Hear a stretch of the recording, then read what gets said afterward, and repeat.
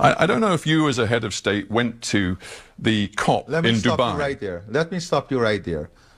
Do you know that Guyana has a forest forever that is the size of England and Scotland combined?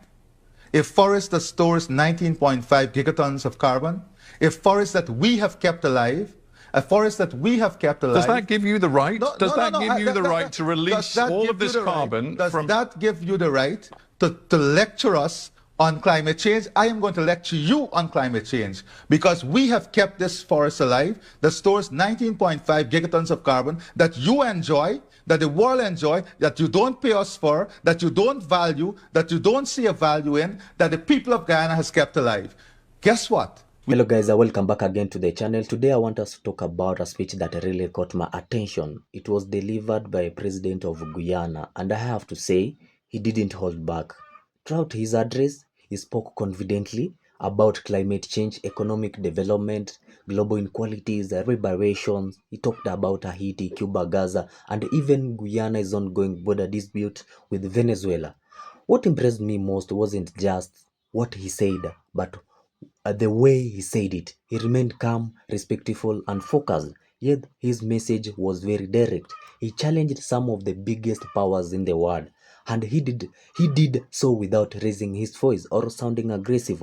So guys, let's watch this video until the end, then I'll be back with more comments. And if you are new here, please don't forget to subscribe and also comment. We have the lowest deforestation rate in the world. And guess what? Even with our greatest exploration of the oil and gas resource we have now, we will still be net zero. Guyana will still be net zero. With all our exploration, a couple of points. Still be net zero. Powerful words, Mr. President. I am not completed as yet. I am not finished as yet. I am just not finished as yet. Because this is the hypocrisy that exists in the world.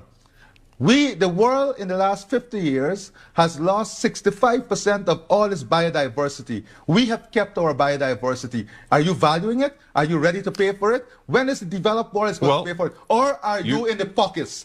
Are you in the pockets of those who have damaged the environment? Are you in the pockets? Are you and your system in the pockets of those who destroyed the environment through the Industrial Revolution and now lecturing us? Are you in their pockets? Are you paid by them? Are you paid to keep their message alive? There is no hypocrisy in our position. The Center for International Environmental Law has described the oil and gas production in Guyana as turning your country from, as you rightly put it, a carbon sink into a potential, quote, carbon bomb. Now, you may say you have every right to exploit that oil and gas. That is ridiculous. We, even with exploring and production of all our resources, we are going to still be carbon neutral. We are still going to be carbon neutral. Let me quote to you Greenpeace, who say quite simply, to avoid the worst impacts of climate change, and you know that your own country is one of the most vulnerable to climate change because most of your population lives below sea level. And we have paid, guess what? Guess what? We have paid for the mitigation. We have paid for the adaptation. We are the ones who have to find revenue. No. I want to continue. I haven't finished telling you what Greenpeace say. Yes, but let me tell Greenpeace say we need to keep the majority of the world's remaining fossil fuels in the ground. Yeah, Greenpeace can say that. You're not doing that. Greenpeace and you can say that. But we need to get resources. And the developing world, we need to get resources to build the sea defenses. We need to get sea defenses to build a drainage and irrigation system. You just said that we're 6 feet below sea level. Who is going to pay for the infrastructure? Who is going to pay for the drainage and irrigation? Who is going to pay for the development and advancement of our country? Are you going to pay? It's not coming from anywhere. It's not coming from Greenpeace or anyone else. Look at the adaptation budget that is required for the developing world. Where is the money coming from? Isn't there a cynicism here in Georgetown, best expressed by your vice president, who said recently, because there is this climate change imperative to decarbonize, our policy is to get as much oil out of the ground as quickly as possible. Now, he said, that's harsh for those who think that you should be environmentally sound, but that is the reality of it. Those were very honest words from your vice president. And that is what we are, honest. We are practical. So you're rushing to get this oil out before any deal is done, to quote Dubai COP, to transition away from oil and gas. You can say we are rushing. but we are very practical. We have this natural resource, and we are going to aggressively pursue this natural resource because we have to develop our country. We are committed to the development of this region. We have to create the opportunity for our people because no one is bringing that for us. No one is bringing that for us. No one is paying our agenda. No one is paying our agenda. A final thought about what this means inside your own country. Earlier on, I referred to the fact that 40% of the Guyanese population currently still lives in poverty. And according to USAID, from a recent report, Guyana's political instability, which we also referred to, raises concerns that the country is unprepared for its newfound wealth. The tremendous influx of money opens many avenues for corruption. How do you, as president, ensure that that doesn't happen? So when we came into government, we said that there are a number of things that we must do. First of all, there must be an arm's length relationship with the oil revenue. So first, the Minister of Finance has to declare all the revenue that comes into the system. If he does not declare that, within 30 days, there's a 10-year mandatory jail term for the Minister of Finance. Secondly, any revenue that is spent from oil and gas must pass through the budgetary process. So it has to go through the Parliament. It has to be debated in the Parliament. It then comes into the system. It is then audited by the Auditor General at the end of what it was intended for. And then, of course, the investment decision is made by a committee that is arm's length away, an independent committee that is arm's length away from the government. Many people have benefited from slavery. And that's the reason why your country is better than many others' countries. It's very easy for you to say, why is your country not doing okay? Why are you not moving forward? Of course, how can our country do okay when your country was benefiting, we were suffering? So it took us many, many years to recover, to be okay, to just breathe, to just drink some pure water. By the time you already owned many buildings, many stuff, many things, you were far ahead. Give us some time to catch up. These people sometimes think they are way too clever, like you are stupid, you don't understand. That's a president for you. He speaks it like it is, he doesn't match his word, he's very calm, he's not screaming, but he's telling you the truth. I'll give you an example. Excellencies, if it is, we all agree on ending and preventing wars. If it is, we all agree that the Security Council requires reform. If it is, we all agree that the international financial system is unfair and unjust to the developing world. And if it is, we all believe in climate, food, and energy security, then what is stopping us from acting? We will all be doomed in the court of conscience for knowing what is right while ignoring what is wrong. Madam President, of the myriad of challenges confronting our world, climate change threatens our very existence, adversely affecting development across all countries. Rising sea levels and temperatures, severe natural disasters, and shifting and extreme weather patterns disrupt agriculture and food security, threaten water supply, and displace communities. These impacts are particularly devastating for small island developing states. Each year, we make the annual pilgrimage to COP, filled with hope for tangible outcomes. And each year, we are regaled and renewed unkept promises are the order of the day. This cycle of hope, followed by disappointment, cannot continue if the Sustainable Development Goals are to be met. We must break free from this pattern of empty pledges. We must unequivocally and immediately fulfill all pledges for the sake of our planet and the future of all its inhabitants. Let me tell you about my country, Guyana. a country that is 83,000 square miles, 86% of which is tropical forests. Guyana has the second highest percentage forest cover on Earth and one of the lowest deforestation rate. Our forest stores 19.5 gigatons of carbon and sequesters more than 153 million tons annually. According to WWF, Guyana is one of the world's most important countries for biodiversity density. It straddles two of the richest biodiversity zones, the Guyana Shield and the Amazon. As a country, we are dedicated to the preservation of this vital global asset. I especially salute the indigenous peoples of Guyana, the Amerindians, who are the foremost stewards of this great natural heritage. We recognize their leadership, and 15% of all revenues earned from carbon sales are directly transferred to our indigenous communities. Madam President, even with our newfound natural resource, oil and gas, it would require less than 20% of sequestered carbon to offset our emissions at maximum output. We have preserved our biodiversity and know its value. We believe it is only fair and just that this global asset be monetized in a fair carbon market. Today, I am pleased to announce the launch of a global biodiversity alliance.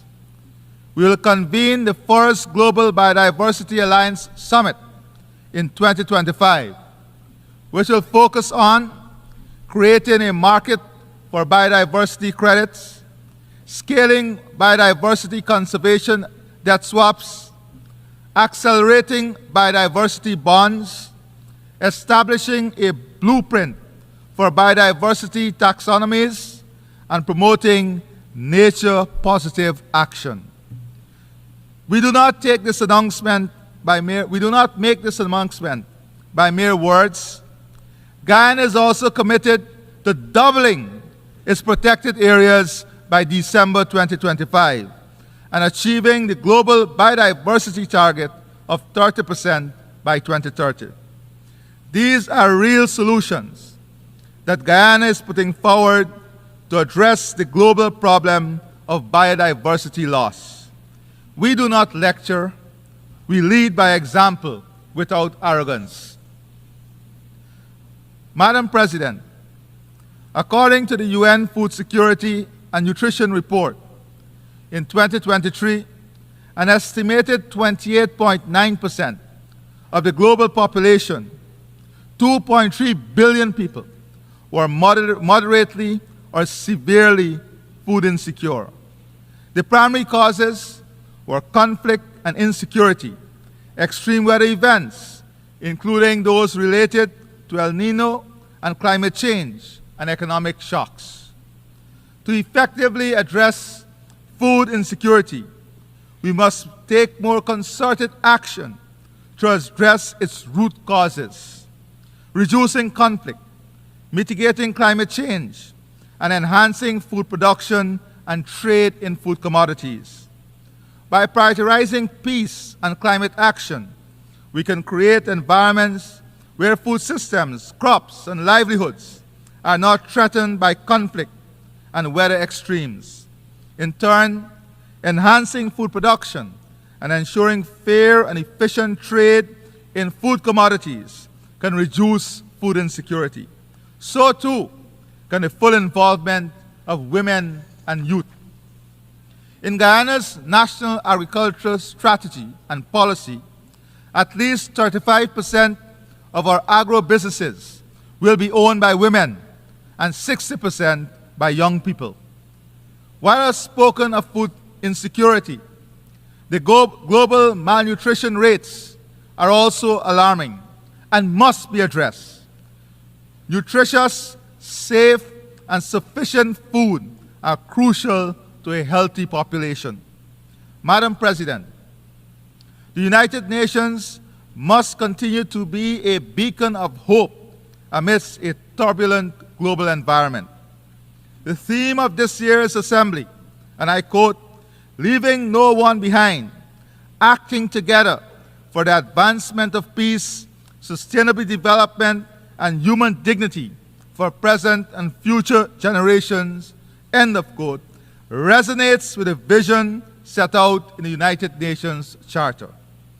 This vision demands decisive action and enlightened multilateralism. Today, we find ourselves in a world where the quest for peace is met with a defiant echo of conflict, where the promise of sustainable development is eclipsed by the dangerous specter of climate change and food insecurity, and where the dignity of millions of people is trampled upon with impunity. In Ukraine, the sovereignty and territorial integrity of a nation are being violated. Yet, decisive action by the United Nations Security Council remains fettered by the veto. Justice demands that we defend the territorial integrity of all states, large, small, powerful, and weak. Equally concerning is the conflict in Sudan, which rages on with devastating consequences for the people of that country, including famine and mass displacement. This conflict will continue to undermine efforts to achieve lasting peace and sustainable development. This assembly must also condemn the continued oppression and persecution by the Taliban of women and girls in Afghanistan, who face not just lack of access to education and restrictions on their movements, but now even their voices cannot be heard in public. Closer to my home, CARICOM has been actively supporting a Haitian-led process for the restoration of democracy, peace, and stability in Haiti. We welcome the deployment of the UN-authorized multinational security support mission led by Kenya as a crucial step towards stabilizing the security situation. We call on the international community to urgently scale up financing for the MSS and secure its renewed authorization so that the mission can succeed. We must also address the dire humanitarian situation where almost half of Haiti's population suffer from acute hunger, mass displacement, and women and girls are enduring brutal violence, including sexual violence. Guyana is leading CARICOM's effort in mobilizing humanitarian effort and support for Haiti. Excellencies, I'll be reaching out to you for your support. We must stay the course with our Haitian brothers and sisters in their quest for durable peace and sustainable development. The people of Haiti deserve nothing less. Madam President, peace, stability, and safety are no more imperiled than in Gaza. Guyana reiterates its strong condemnation of the October 7 attacks by Hamas on Israel.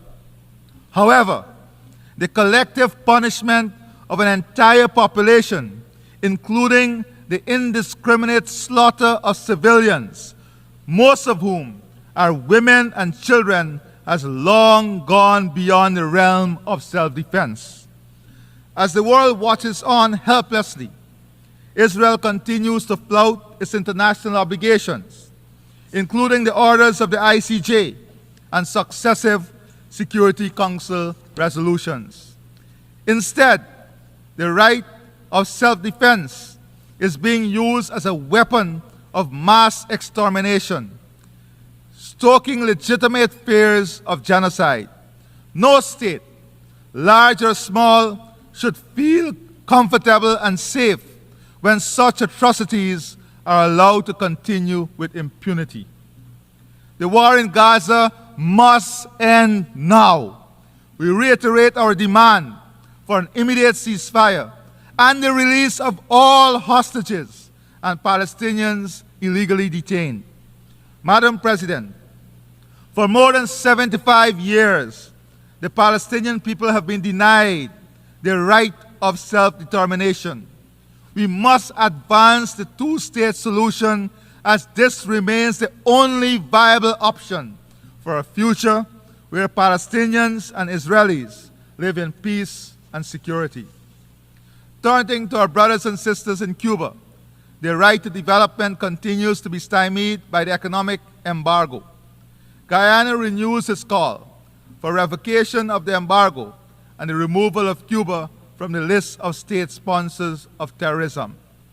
Madam President, the United Nations has a special responsibility for the security of small states. Small states look to multilateralism and the rule of international law to protect them from foreign aggression. Guyana is a small state that has had to contend with aggression from the Bolivarian Republic of Venezuela for all 58 years of our nationhood. International law and its strict application have been our armor and our shield in our determination to protect ourselves from this aggression. We remind this august assembly that the border between Guyana and Venezuela was fully, finally, and perfectly settled in an 1899 award by an international tribunal. Venezuela was fully represented in that tribunal, whose award it proclaimed in its own Congress and welcomed for more than 6 decades. Before reopening the issue on the eve of Guyana's independence, claiming 2/3 of our territory. This controversy, initiated by Venezuela, was submitted by Guyana to the International Court of Justice in accordance with a decision of the United Nations Secretary General and consistent with our position to settle this matter by legal and peaceful means. In 2023, in light of intensified acts of aggression by Venezuela, the ICJ issued provisional measures stating that, and I quote, pending a final decision in the case, the Bolivarian Republic of Venezuela shall refrain from taking any action which would modify the situation that currently prevails in the territory in dispute, whereby the Cooperative Republic of Guyana administers and exercises control over the area, end of quote. After years of refusing to participate in the proceedings of the ICJ and stating that it does not recognize the jurisdiction of the court, the Venezuelan government has now submitted a counter memorial to Guyana's submission. We welcome Venezuela's decision to participate in the court's proceedings and express the hope that Venezuela will accept the decision of the court, as Guyana has long pledged to do. I reaffirm Guyana's unwavering commitment to a peaceful resolution of this long-standing controversy in full conformity with international law and the principles set forth in the United Nations Charter. Madam President, peace, development, and human rights are pillars of the United Nations. We all aspire for a form of multilateralism that is equitable, inclusive, and ensures that no one is left behind. Women's participation in leadership in private and public sectors are integral to this. There is a growing movement in the developing world calling for the democratization of global political and economic relations. The disproportionate concentration of power favors a few powerful nations, whilst marginalizing the voices and concern of the broader international community. Developing countries are justly demanding more inclusive and representative decision-making processes in institutions and organs such as the UN Security Council, the World Bank, and the IMF. The World Trade Organization must also be reformed to ensure fairer trade for developing countries. These reforms must go beyond fair representation and ensure that the policies and practices of these institutions align with the developmental needs and aspirations of all countries. In the emerging global order, we must ensure the United Nations remains at the forefront of global governance. If multilateralism is to trump unilateralism, the UN's role as the world's foremost multilateral organization is pivotal. With the necessary resources and resolve, the UN can ensure a future of peace, sustainable development, and human dignity. The future we seek, a future where no one is left behind, demands courageous action. The UN must fulfill its role as the custodian of greater global peace, the foremost promoter of sustainable development, and an unflinching protector of human rights, human dignity, and international law. And since the UN is all of us, this body of nations, this is a collective responsibility for us all. Let us not be found wanting. Let us act together for the advancement of peace, for the achievement of sustainable development, and the preservation of human dignity, now and for generations to come. I thank you. That was a very powerful speech from the president of Guyana, and the first issue he focused on was the climate change. And this is where things become very interesting. For years, we have had developed countries telling developed nations to protect the environment and reduce carbon emission. On the other surface, that sounds reasonable because climate change affects everyone. But the president asked a question that many people have probably been thinking for a long time. He basically said, why are developing countries always being told what they should do? Why many of the richest countries become wealth through industries that polluted the environment for decades? When you think about it, that is a difficult question to ignore. He reminds everyone that Guyana is one of the most forested countries in the world. According to him, Guyana's forest stores about 19.5 gigatons of carbon. Do you know what that means? Also, making them one of the planet's most vulnerable natural resources. He also pointed out that Guyana has one of the lowest deforestation rates in the world. Now, that is a significant because protecting a forest doesn't only benefit Guyana, it benefits the entire planet. These forests absorb carbon dioxide. They help regulate the climate and protect biodiversity. So, his argument was very simple. If Guyana is providing an environmental service that helps the whole world, should countries that benefit from those forests help support people protecting them? Instead of constantly criticizing developing countries, should there be more financial support for conservation? Personally, I think that is an argument many people around the world are beginning to consider. The president then shifted to another topic that often creates debate. That is oil and gas. Oil and gas has been bringing a lot of problems in many countries. So, some people have criticized Guyana for developing its newly discovered oil resources, but the president defended that decision. He explained that Guyana is still a developing country like every other nation. It has schools to build, it has hospitals to improve, roads to construct, jobs to create, and a family who want better opportunities. He made it clear that his government cannot simply ignore resources that could improve people's lives. According to him, Guyana has every right to use its natural resources responsibly while continuing to protect its forests. He also argues that because the country's forest absorbs so much carbon, Guyana remains carbon negative overall. In the other words, he believes environmental protection and economic development can help at the same time. That is an important point because many developing countries face the same challenge. How do you protect nature while also creating jobs and reducing poverty. There are many, there may not be one perfect answer, but Guyana believes it has found balance. Another part of the speech focused on fairness in international relations. The president argued that the world should not have one set of rules for powerful countries and on another set for developing nations.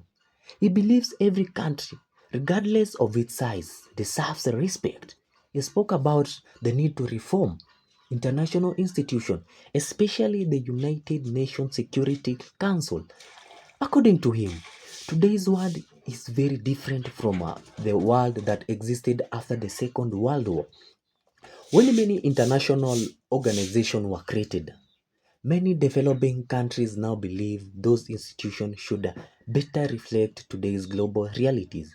Whether people agree or disagree, this conversation has become increasingly common across Africa, the Caribbean, Asia, and Latin America. The president also spoke about Haiti. He expressed concern about the challenges facing the Haitian people and stressed that Haiti deserves support, stability, and respect. You have been seeing the way Haitian people they have been are running from their country because the country they feel that it has been destabilized. There is no peace there. We saw the other day most of them running to Jamaica for peace. Many Caribbean leaders have expressed similar views over the years. They believe Haiti's future is important, not only for Haitians, but for the stability of the wider Caribbean region. He also addressed the ongoing war in Gaza. His message was straightforward. He called for peace and for an end of the violence. He emphasized that innocent civilians should never suffer because of political conflict. Whether discussing the Middle East or the Caribbean, his overall message remained consistent. Human life should always come first. The president then turned his attention to Cuba. He once again questioned why the economic embargo against Cuba continues after so many decades. He argued that sanctions often affect ordinary citizens far more than political leaders. This has long been a position shared by many Caribbean governments who have repeatedly called for greater engagement with Cuba instead of continued isolation. One of the most emotional sections of his speech came when he spoke about reparations. He acknowledged that the lasting impact of slavery on Caribbean society. He argued that slavery did not only affect one generation, its economic and social consequences have continued for centuries. According to him, countries that benefit from slavery should be willing to acknowledge that history and engagement is meaningful. Discussions about reparative justice. He made it clear that this conversation is about fairness and historical responsibility rather than a revenge. Whether reparations eventually happen or not, he believes history should be honestly acknowledged.